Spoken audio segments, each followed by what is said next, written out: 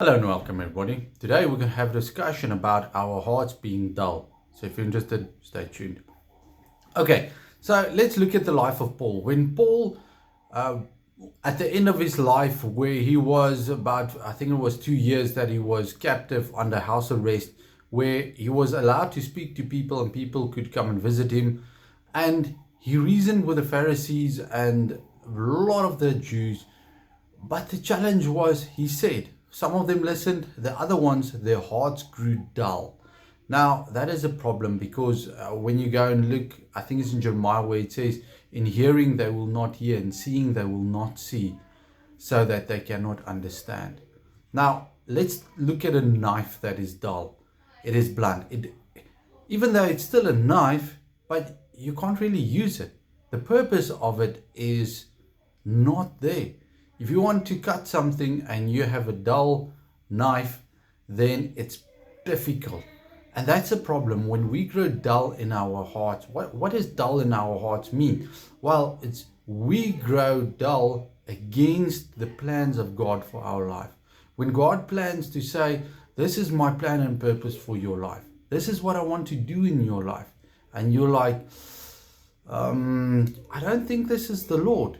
I heard many times people receive prophetic words, then you see the interpretation, you explain it, and then when you hear about them, they're like, yes, the Lord said this and this and this. And then I'm like, that's not what the Lord said. It's neither what he meant.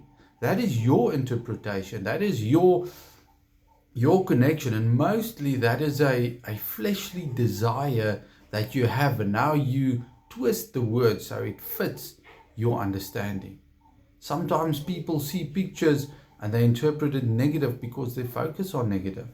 That is signs of you are dull in your heart. And I don't speak it so that you feel condemned.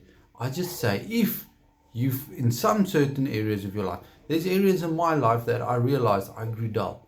I have to sharpen up, and the best way to do that is spend time with the Lord. Listen what he says.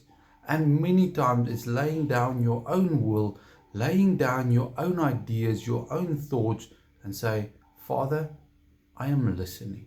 I challenge you today. Start to listen to the Father and his words so that your heart will not be dull.